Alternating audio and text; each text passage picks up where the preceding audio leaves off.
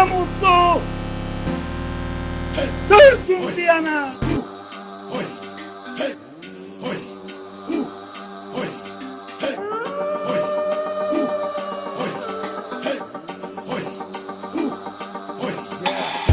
Mənəm Türk, önümə gələn hürk. Danışam indilər, hər gün bir hilə. Mərkiyə qadağalarım, doğrana dilim eli ilə. Mənəm burada sahibi mülkətim, türkdür qanım türk. Yer üzündə kul mənəm, düşmanıma qul mən.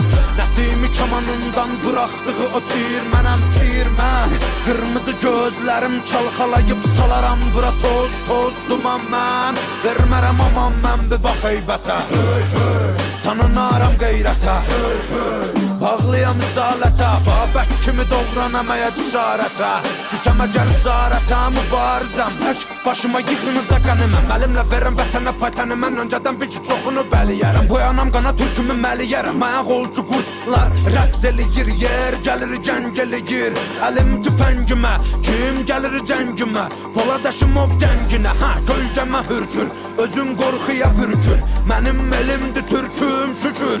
Şükür, bükür, bükür, yırtıcı ələmin vaxtıdır, artır qədəmin. Mədəminə səbəb olacam ey mənə deyən pan.